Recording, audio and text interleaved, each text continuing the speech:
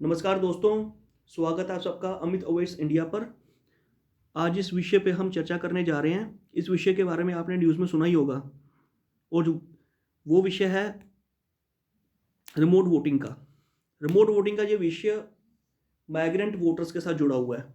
इससे पहले कि हम रिमोट वोटिंग के बारे में पढ़ें, इसी से जुड़े कुछ तथ्यों के बारे में जानना बड़ा ज़रूरी है। उनमें से एक है आरपीए, जिसको बोलते हैं रिप्रेजेंटेशन ऑफ पीपल एक्ट 1950।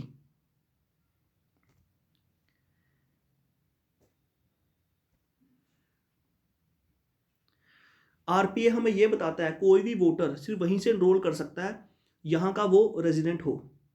और अगर कोई भी वोटर किसी और स्टेट में माइग्रेंट हो जाता है पढ़ने के लिए, काम करने के लिए, या उसकी किसी और स्टेट में शादी हो जाती है, तो ऐसी स्थिति में उसे अपने नए रेजिडेंस पे एनरोल करना होगा और अपने पुराने रेजिडेंस से उसे अपने एनरोलमेंट को डिलीट करवाना पड़ेगा।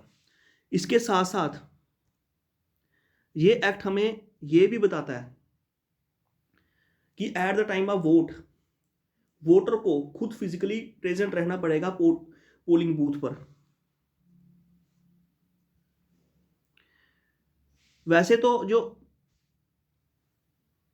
इलेक्शन कमीशन है उसने पोस्टल बैलेट का भी प्राविधान रखा है, पर ये पोस्टल बैलेट का प्राविधान है ये कुछ स्पेसिफिक सिटीजन्स के लिए है, जैसे सर्विस वोटर्स के लिए, कुछ ऐसे सिटीजन्स जो एसेंशियल सर्विसेज से जुड़े हुए हों, या कुछ हमारे ऐसे सिटीजन्स जिनकी एज अबव 80 हो, या कुछ हमारे ऐसे सिटीजन्स जिनको डिसेबिलिटी है।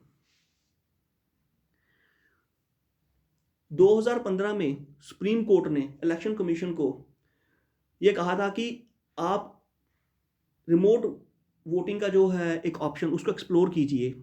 इसकी वजह ये थी कि लास्ट 3 लोकसभा इलेक्शंस में 1/3 जो हमारे रजिस्टर्ड वोटर्स हैं वो वोटिंग में पार्ट ही नहीं ले सके, जिसकी वजह से नंबर ऑफ जो वोटर्स है उसमें एक स्टैग्नेशन सी आ गई है। सुप्रीम कोर्ट के इसी आदेश पे 2016 में इलेक्शन कमीशन ने एक पैनल तैयार किया और उस पैनल ने कई पॉलिटिकल पार्टी के जो रिप्रेजेंटेटिव्स हैं उनके साथ कंसल्टेशन की, कई एक्सपर्ट ग्रुप्स को कंसल्ट किया, और उसके बाद ये निर्णय निकला कि हम जो हमारे नंबर ऑफ वोटिंग है इसको कम हो रही है, इसको बढ़ाने के लिए internet voting, proxy voting, early voting, postal ballot का इस्तेमाल कर सकते हैं। पर इलेक्शन कमीशन ने इस पर ज़्यादा विश्वास नहीं जताया। पर उससे पहले हम ये जान लेते हैं कि इंटरनेट वोटिंग क्या होती है। इंटरनेट वोटिंग होती है कि आप मोबाइल या कंप्यूटर के थ्रू आप इंटरनेट की सहायता से, मतलब कि मोबाइल या कंप्यूटर के साथ इंटरनेट कनेक्ट करके आप वोट डाल सकते हैं। प्रॉक्सी वोटिंग का मतलब हुआ कि आप अपनी या किसी रिप्रेजेंटेटिव को भेजोगे और वो वोट कर दे। और पोस्टल बैलेट में आप अपने चॉइस के कैंडिडेट को वोट करके कंसर्न अथॉरिटी को पोस्ट कर सकते हैं। पर इलेक्शन कमीशन ने विश्वास जताया 2-वे इलेक्ट्रॉनिक वोटिंग सिस्टम पर। अब हम जिस विषय की आज बात कर रहे हैं रिमोट वोटिंग पे, वो जुड़ा हुआ है आरवीएम से, जिसको बोलते हैं रिमोट वोटिंग मशीन। अब हमें यह जानना जरूरी है कि आरवीएम काम कैसे करता है।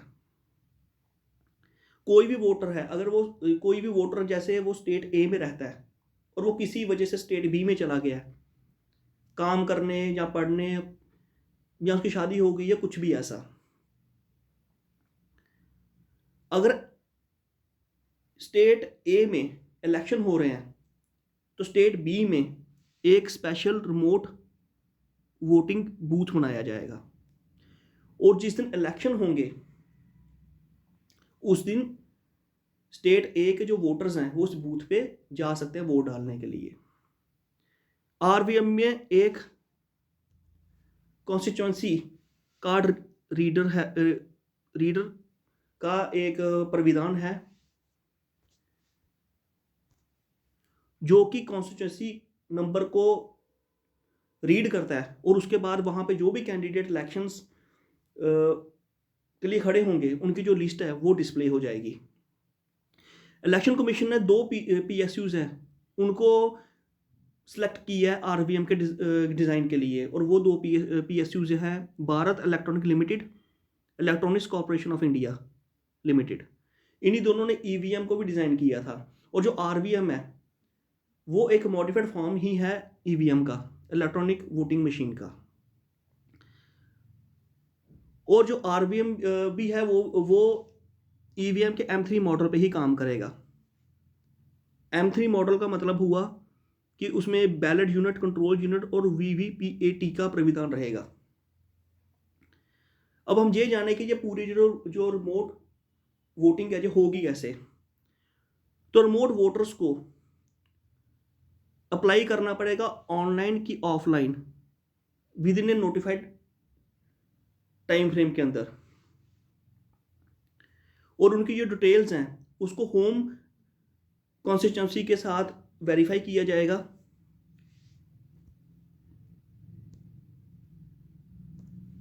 उसके बाद जिस दिन वोट पड़ने होंगे उस दिन ये सभी जो रिमोट वोटर्स होंगे यानी कि माइग्रेंट वोटर्स होंगे वो पोलिंग बूथ पे जाएंगे और उनका जो वोटर कॉन्स्टिट्यूंसी कार्ड होगा उसको स्कैन किया जाएगा और उनका जो कॉन्स्टिट्यूंसी जो नंबर है वो डिस्प्ले हो जाएगा। और उसके बाद उसी के आधार पे वो जहाँ के भी रहने वाले होंगे और जहाँ जिस भी कॉन्स्टिट्यूंसी के होंगे वहाँ पे जो कैंडिडेट इलेक्शन में खड़े हैं उनका जो नाम है या जो उनका सिंबल है वो डिस्प्ले हो जाएगा। और उसके बाद जो वोटर है वो अपने चॉइस के जो कैंडिडेट है उसको वोट कर सकता है। उसके बाद उसका जो वोट है रिकॉर्ड हो जाएगा और उसका वोट रिकॉर्ड हो गया, इसके लिए VVPAT का जो प्राविधान है वो रखा गया है। VVPAT का फुल फॉर्म हुआ voter verifiable paper audit trial. इसके द्वारा वोटर ये जान सकता है कि उसका जो वोट है वो सही जगह पड़ा है कि नहीं पड़ा है। और on the day of the counting जो RVM है, जो RVM की रिमोट कंट्रोल यूनिट है वो भी जो अपने जो वोट्स हैं उसको काउंट करेगी। और जो वोट काउंट करने के बाद जो भी होम स्टेट है उसका जो कंसर्न ऑफिसर है उसको ये नंबर ऑफ वोट्स जितने पड़े हैं उनको भेज दिए जाएंगे और इस तरह से पूरा जो प्रोसेस है वो ख़त्म हो जाएगा, मतलब कंप्लीट होगा। मुझे लगता है कि आपको ये रिमोट वोटिंग के बारे में दोस्तों आप पूरी तरह से जान ही चुके होंगे, और अगर आपको तब भी अगर कोई क्यूरी है तो आप कमेंट में लिख सकते हैं। और अगर आपको ये सेशन अच्छा लगा है तो आप मेरे चैनल को सब्सक्राइब कीजिए, लाइक कीजिए और शेयर कीजिए। फिर मिलते हैं एक नए टॉपिक के साथ। आज के लिए बस इतना ही।